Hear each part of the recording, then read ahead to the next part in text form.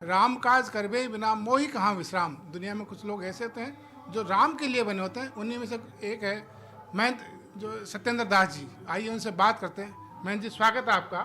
जय श्री राम। जयपुर में आप आए हैं, जी। अब भगवान राम का मंदिर बन गया है अयोध्या में, कैसा लगता है? बहुत अच्छा लगता है, क्योंकि जिस उसको रूप दिया गया है मंदिर का, वो अपने आप में अद्वितीय है, भव्य है, दिव्य है और सौंदर्य से परिपूर्ण है।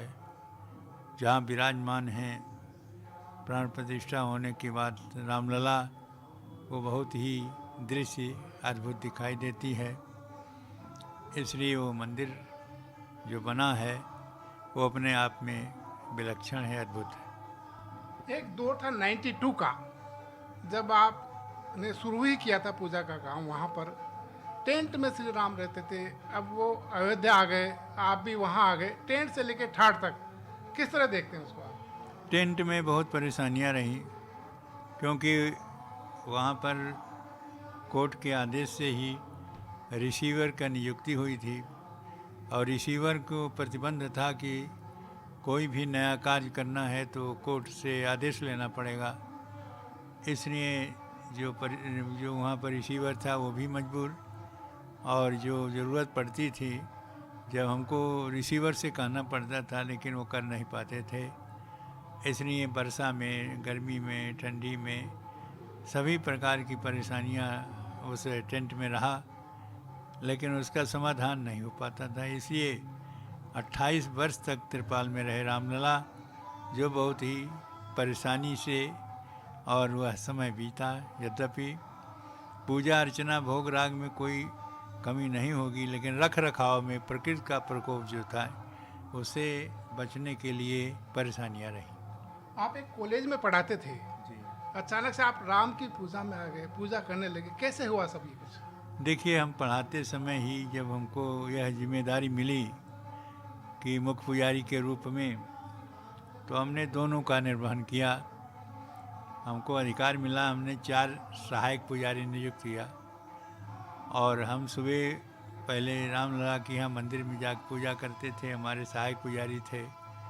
उसके बाद 10 बजे हम अपने जो स्कूल था, विद्यालय था, वहाँ चले जाते थे और 4 बजे फिर लौट करके मंदिर पे आते थे। इसलिए यहाँ का रामलला का ये पूजा अर्चना कार्य भी सुचारू रूप से चलता रहा और संस्कृत विद्यालय में पढ़ाते थे, विद्यालय के कार्य भी चलता रहा। इसलिए दोनों कार्य को हमने बड़ी ही सावधानी से और बड़े प्रयास से ही दोनों कार्य को संपन्न किया। पढ़ाई भी चलती रही और यहाँ पर रामलला का पूजा अर्चना भी होता रहा। उस समय 100 रुपये मिला करते थे आपको, आज पैसे बढ़ गए, किस तरह से देखते हैं उसको? उसमें असल में पैसा की कोई वेतन रहा नहीं और रिसीवर के ऊपर निर्भर रहा, और हम कोई वेतन आज भी निर्धारित नहीं है जैसा कि होना चाहिए कि राज कर्मचारी के वेतन की केंद्र कर्मचारी का वेतन कितना होना चाहिए, उस रूप में आज भी नहीं है। लेकिन पहले की अपेक्षा बहुत अच्छा है। हम सेवानिवृत्त हो चुके हैं 2007 में, उसके बाद से पैसे बढ़े हैं। इस समय जो ट्रस्ट है, रिसीवर अब नहीं है, ट्रस्ट के माध्यम से सारी व्यवस्था हो रही है, जो बहुत ही सुंदर ढंग से और अच्छी प्रकार से होता है। अब हमको वेतन के रूप में 35,000 रुपया प्रति माह मिलता है, और जिससे कि हमारे जो रख रखाव है, हमारे जीवन की जो व्यवस्था है, वो बहुत अच्छे ढंग से चल रही है। एक जोड़ी मोदी और योगी की, किस तरह देखते हैं उस जोड़ी को आप? देखिए, अद्भुत जोड़ी है। यह भगवान की कृपा से दोनों का संजोग बैठा। ऊपर में मोदी, नीचे में योगी, अर्थात केंद्र सरकार, केंद्र में मोदी जी हैं और राज्य सरकार में योगी जी हैं। जिस समय दोनों ये मुख्यमंत्री हो गए, वो प्रधानमंत्री हुए, तो प्रश्न उठा राम जन्मभूमि का कि इसका कैसे होगा। संतों ने मांग भी किया, तो अंत में यही हुआ कि ऊपर योगी, ऊपर मोदी, नीचे योगी। यदि अब नहीं हुआ तो कभी नहीं होगा। इसने मांग किया गया अध्यादेश लाने के लिए, लेकिन मोदी जी ने उसको इनकार कर दिए, कहे कि नहीं, जो कोर्ट में चल रहा है वो कोर्ट के माध्यम से ही होगा। अंत में जो कुछ हुआ कोर्ट के माध्यम से ही हुआ, और कोर्ट ने स्पष्ट सारे सबूतों को देखने के बाद स्पष्ट रूप से कह दिया जहाँ पर रामलला विराजमान हैं वह राम की जन्मभूमि है और वहाँ पर मंदिर बनना चाहिए। ऐसे आदेश कोर्ट ने दिया और उनके लिए, मुसलमानों के लिए 5 एकड़ ज़मीन दिया कि आप मस्जिद बनाओ। तो मस्जिद का और मंदिर का दोनों का समाधान कोर्ट के माध्यम से हो गया, जो बड़े शांति से मंदिर के कार्य शुरू हुए और आज भव्य दिव्य बन करके तैयार हो गया है, जहाँ पर भगवान श्री राम लला विराजमान हैं। लोकसभा चुनाव बिल्कुल सामने आने वाले हैं। एक भजन चलता है, जो राम को लाए हैं हम उनको लाएंगे। किस तरह देखते हैं इस बात? ये तो जनता के ऊपर निर्भर करता है। जनता इतनी राम जन्मभूमि पर मंदिर का दर्शन करने लगे, इतने लोग आए, और जिसके कि बहुत शासन प्रशासन को यह परिश्रम करना पड़ा, क्योंकि इतनी भीड़ रही। लेकिन उस समय ये पता चला कि सनातन धर्म किस प्रकार से है। भगवान श्री राम की मानने वाले और उनको जानने वाले आज भी हमारे देश में बहुत से हैं, और यह भीड़ ही देख कर के पता चला कि आस्था भगवान श्री राम के प्रति लोगों की बहुत बड़ी है। और यहाँ नहीं, विदेशों में भी इसका उत्सव मनाया गया, भगवान श्री राम की प्राण प्रतिष्ठा का। तो इसलिए सनातन धर्म जो सदियों से चला रहा है उसके पोषक, क्योंकि भगवान राम के लिए स्वयं कहता, रामो विग्रहवान धर्म, राम स्वयं शरीर से धर्म ही है। इसलिए धर्म का जो पालन लोग कर रहे हैं और भगवान के प्रति श्रद्धा और विश्वास है, वो अपने आप में बहुत ही महत्वपूर्ण है और द्वितीय है, विलक्षण है। कुछ पार्टियां कहती है कि राम के नाम पर वोट मांगे जा रहे हैं, जबकि काम के नाम पे माने जाने चाहिए। तो आप किस तरह देखते हैं इसको? देखिए, राम के नाम पर एक होता है राजनीति, एक होती है धर्मनीति। जो चल रहे हैं राजनीति और धर्मनीति पर, भाजपा सरकार धर्मनीति पर चल रही है राम के प्रति, और उसने संकल्प लिया उनके यह घोषणा पत्र में कि हम राम के मंदिर को बनाएंगे, और राम हमारे आस्था और विश्वास के प्रतीक हैं, भक्ति के हैं। इसलिए उन्होंने जो राजनीति की अपेक्षा धर्मनीति को अपनाकर और भगवान राम के प्रति अपने आप को समर्पण किया, इस पर उन लोगों को, और इससे उनको लाभ मिला। 2 सांसद से आज 303 सांसद हैं, और भविष्य में भी 2024 का चुनाव होना है वह भी इनके ही पक्ष में होगा, ऐसा जनता का रुख है। क्योंकि जो पार्टियां सब मिल कर के एक प्रकार से इनके विरोध में खड़ी हुई हैं, उनमें एकता नहीं है। सब अलग अलग अपने अपने लोग को हर प्रांतों में यह सोच रहे हैं कि हमारे, जैसे कि चाहे सपा हो, बसपा हो, चाहे तृणमूल कांग्रेस हो, ये सभी पार्टियां अपने अपने ढंग से चुनाव लड़ना चाहती हैं 24 में।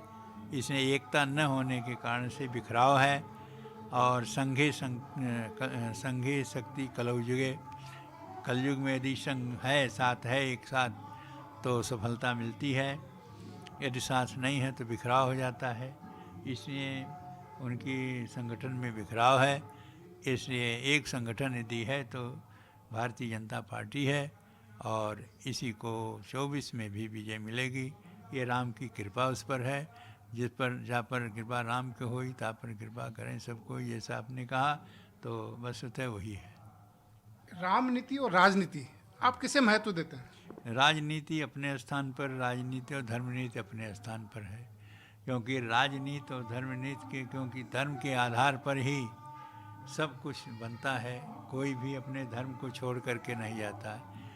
जैसे मान लिया कि मुसलमान हैं, उनके समय जब होता है नमाज का, तो चाहे जहाँ पर रहेंगे वो नमाज शुरू कर देंगे, क्यों, उनका धर्म है ऐसा नमाज करना।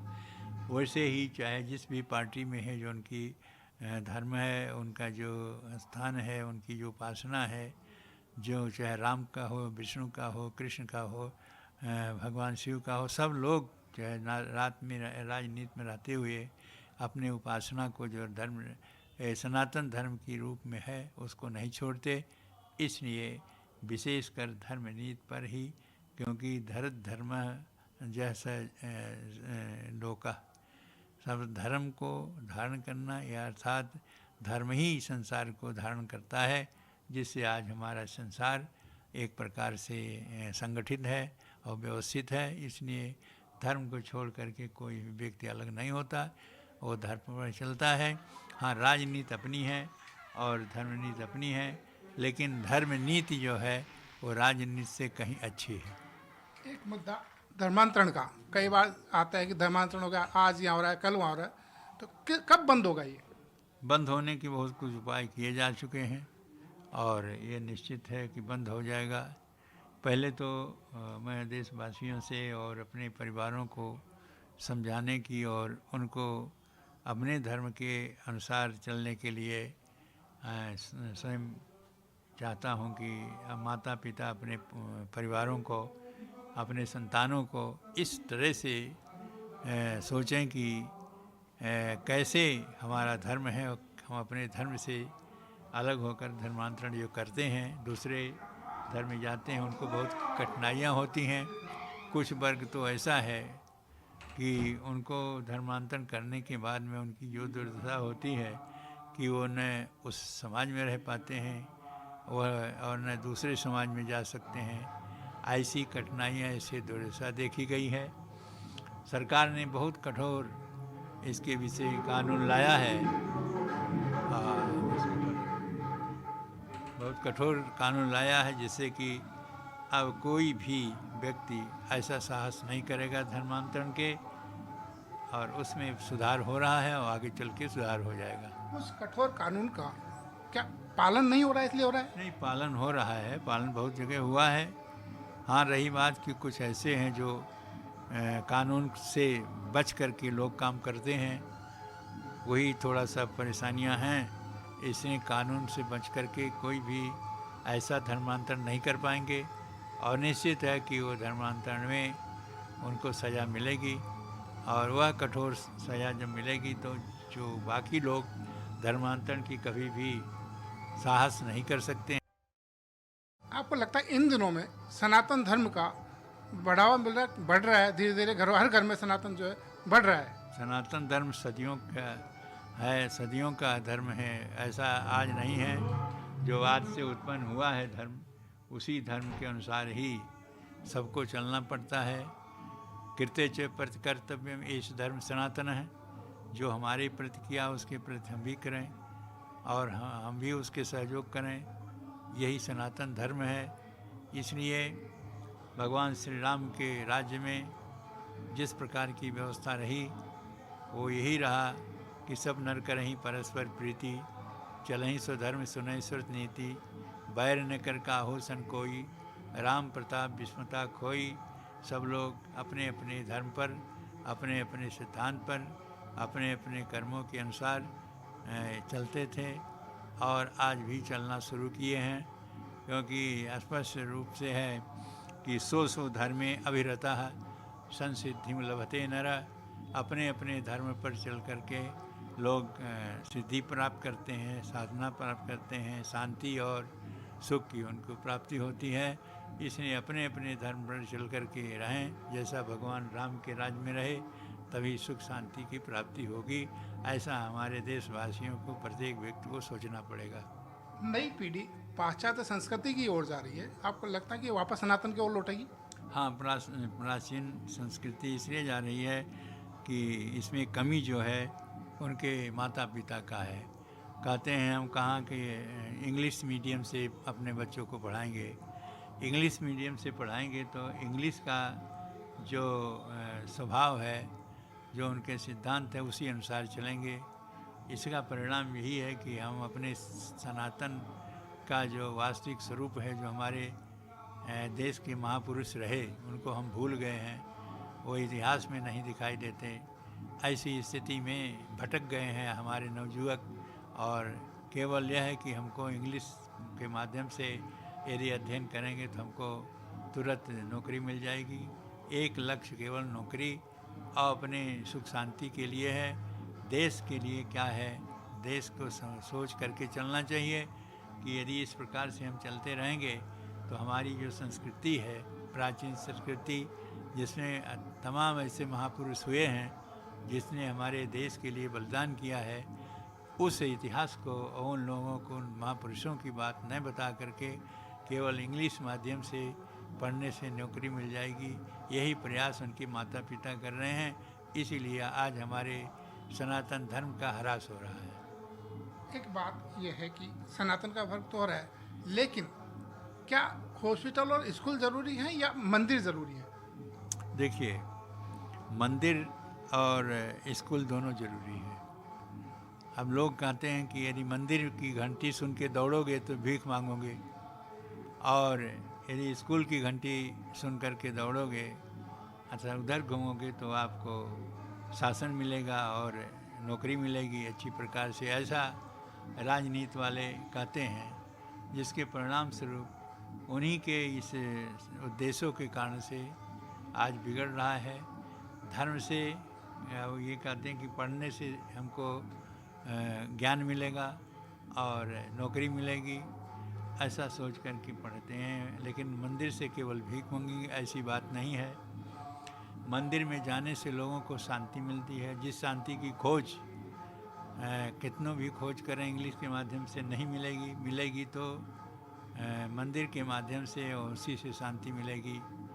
आज ऐसे तमाम ऐसे स्कूल हैं जो मंदिरों के माध्यम से संचालित हो रहे हैं। बहुत ऐसे जगह हैं जो लोगों को सुरक्षा नहीं है, उनके भोजन की व्यवस्था नहीं है, रहने की व्यवस्था नहीं है, लेकिन हज़ारों के हज़ारों लोगों को मंदिर उनको शरण देता है, उनके रहन सहन की व्यवस्था करता है। इसलिए मंदिर से लोगों को लाभ है, ऐसा नकारना नहीं चाहिए। मंदिर और स्कूल दोनों की आवश्यकता है, इसे दोनों का सम्मान होना चाहिए। शिक्षा में संस्कार बहुत ज़रूरी है, क्या संस्कार वाली शिक्षा देने की ज़रूरत है? बहुत ज़रूरी है, इसीलिए आज हम भटक रहे हैं। देखते हैं जब इंटरव्यू में पूछा जाता है कि भगवान राम कहाँ जन्म हुए तो नहीं बता पाते कि अयोध्या में जन्म हुआ। भगवान कृष्ण की क्या चरित्र रहा नहीं बता पाते, जबकि गीता जैसे उपदेश भगवान कृष्ण का है जो प्रत्येक व्यक्ति के लिए हितकारी है, उनका कल्याणकारी है और उनको सुख शांति देने वाला है। ऐसे तमाम ग्रंथ बने हैं जिसके ओर लोगों की दृष्टि नहीं हो रही है, जिसका परिणाम आज हमारा जो सनातन धर्म है उसका ह्रास हो रहा है। और यह देश के लिए, मानव समाज के लिए हितकर नहीं है। वस्तुतः उसका बहुत आवश्यक है कि हम सनातन धर्म और जो हमारी परंपरा है उसको हम न भूलें, और रहेगी, बची रहेगी, तभी हम वस्तुतः मानव है, क्योंकि मानव की मानवता वो हमारे धर्म शास्त्रों में है और उसका अनुसरण करने से हमारा कल्याण होगा। अयोध्या में मंदिर बन गया, अब नंबर काशी और मथुरा की, आपको लगता है कि वो काम भी जल्दी होगा? देखिए, जो होता है समय लगता है। जैसे 500 लगभग 500 वर्ष राम जन्मभूमि में लगा, और प्रयास लोग करते रहे और हमारे राम भक्त बलिदान देते रहे। परिणाम अंत में हुआ कि राम जन्मभूमि की हिंदू के पक्ष में, भगवान राम के पक्ष में हो गया है। उसी प्रकार से उन दोनों काशी और मथुरा का भी प्रयास चल रहा है और वह भी शीघ्र ही कुछ ही दिनों में वह हिंदू के पक्ष में मिलेगा, क्योंकि जो वास्तविकता है, जो सत्य है, सत्य की विजय होती है, असत्य का पराजय होता है। इसलिए सत्य यही है कि यह दोनों मंदिर भी मंदिर तोड़ के ही बने हैं, चाहे वो ज्ञान वापी हो और चाहे मथुरा का मंदिर हो। इसलिए ये दोनों को दोनों सबूतों के आधार पर कोर्ट ने आदेश देगी और कोर्ट के माध्यम से आने पर ये दोनों मंदिर भी हिंदू पक्ष को प्राप्त हो जाएंगे। भारत को हिंदू राष्ट्र बनाना चाहिए? भारत के हिंदू जहाँ पर लोग जाते हैं, कहीं पर भी हिंदू राष्ट्र तो है ही है, क्योंकि कहते हैं कि आप कहाँ से आए, हिंदुस्तान से आए। तो हिंदुस्तान स्वयं रही बात कि जिस समय विभाजन हुआ उस समय नेताओं ने अपने स्वार्थ में जो किया वह गलत हो गया। जब पाकिस्तान बांग्लादेश बन गया तो उसी समय घोषणा करना चाहिए था कि हमारा यह भारत शेष भारत है, बचा का उतना कट गया था, यह हिंदू राष्ट्र है और हिंदू राष्ट्र उस रूप में चलेगा जिसे राम राज्य में रहा। तो राम राज्य की कल्पना हम करके यदि इसे हिंदू राष्ट्र घोषित उसी समय किए होते तो आज इतना जो विवाद है वह नहीं होता। सभी लोग जानते हैं कि उसी समय जो गलतियां हुई हैं उस गलती को पूरा देश भोग रहा है, तो परेशान है। और यह परेशानी प्रयास अब है, तब सरल रहा, अब कठिन है। हो सकता है कि इस कठिन प्रयास में संभव है। जैसे सामान्य नागरिक संहिता के लिए बड़ा विरोध होता है, अभी विरोध हो रहा है, लेकिन सरकार ने उसको लागू कर दिया। अब समान नागरिक संहिता चलेगी और सबके लिए एक नियम, एक कानून और एक प्रकार की व्यवस्था पूरे देशवासियों को मिलेगा।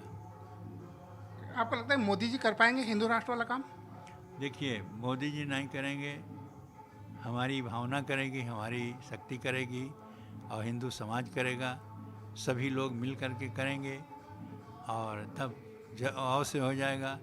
हाँ, मान लिया कि हिंदू राष्ट्र घोषित भी बहुमत के आधार पर सरकार कर भी दे और जनता उसको न स्वीकार करे तो कठिनाई होगी, तो लागू नहीं हो पाएगा। इसलिए जनता की भावना यदि अनुकूल हुई कि हाँ हिंदू राष्ट्र बने, और हिंदू राष्ट्र में यह नहीं है जैसे पाकिस्तान हुआ या बांग्लादेश हुआ, वहाँ भी हिंदू हैं लेकिन इस्लाम वह देश है, उसी प्रकार से हिंदू राष्ट्र रहेगा। लेकिन जितने वर्ग हैं, चाहे वो मुसलमान हों, चाहे ईसाई हों और चाहे सिख हों, जितने लोग हैं सब अपने अपने ढंग से यहाँ रहेंगे और पूजा अर्चना अपने अपने व्यवस्था के अनुसार करेंगे।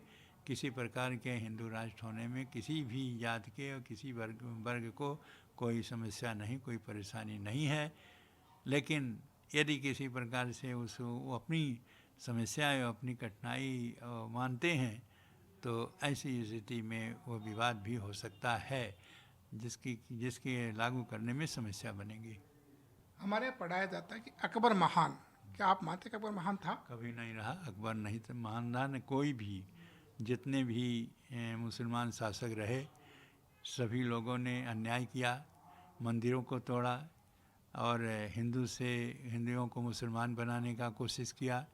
जो महान थे हमारे पृथ्वीराज चौहान महान थे, हमारे जो शिवाजी थे हमारे महान थे, तमाम ऐसे लोग। लेकिन आज उनको नहीं कह करके और ऐसा बढ़ाया जा रहा कि अकबर महान था। अकबर कभी नहीं महान था। महान तो हमारे पृथ्वीराज चौहान थे, हमारे जो शिवाजी थे, ये सब थे। हमारे महापुरुषों ने बहुत ऐसे थे जिसने देश के लिए बहुत कुछ किया, लेकिन इतिहास ने जिस प्रकार से गलत लेकर के और अकबर को महान कह रहा है वो गलत है। पूरे देश में चुनाव एक साथ होने चाहिए? अब बिल्कुल ये बहुत है, क्योंकि उसमें एक साथ होने से जो हमारी अलग अलग रूप से जो उसमें व्यय होता है, चुनाव में अधिक से अधिक खर्चे हो जाते हैं। अलग अलग चुनाव करने से इसकी बचत होगी और सभी में एक साथ हो जाना बहुत आवश्यक है। और ये जो मांग हो रही है, जो सरकार ने प्रयास कर रही है, वह लोकसभा विधानसभा का चुनाव एक साथ ही होना चाहिए। इसमें बहुत कुछ बचत है और बहुत कुछ सहूलियत है। स्वयं चाहे वह चुनाव आयोग हो, चाहे जितनी भी हो, उनको भी परेशानी ऐसा नहीं होगा, बल्कि एक साथ शांतिपूर्वक दोनों लोकसभा विधानसभा का चुनाव होना चाहिए, बहुत ज़रूरी है। लोकसभा के चुनाव में बीजेपी को कितनी सीटें मानते हैं आप? यह तो जनता जानेगी, जनता बताएगी। जितनी सीट देंगी उतना उनको मिलेगा और ये तो जनता के ऊपर निर्भर होता है और कोई भी दूसरा व्यक्ति नहीं बता सकता कितनी सीट मिलेगी। पार्टी वाले चाहे जो भी कहें कि हमको 4 से ऊपर मिलेगा, ये तो उनकी बात है, लेकिन वस्तुतः ये जनता पर निर्भर है। जनता यदि सही रूप से मानती है कि नहीं हमारे देश में यह जो भाजपा है उसने किया है और हमारे कल्याण के लिए किया है, हमें सुविधा मिली है, हमें सुरक्षा मिली है। सारी बातों को सोच करके यह जो जनता है वो जिसको चुनेगी वही सत्ता में आएगा। तो ये है महंत सत्येंद्र दास जी, जिनका मानना है कि जनता तय करेगी कि कितनी सीटें आएगी। हालांकि बीजेपी का जो आंकड़ा 400 पार का है, अब ये जनता तय करेगी। धर्मेंद्र सिंघल, समाचार प्लस, जयपुर।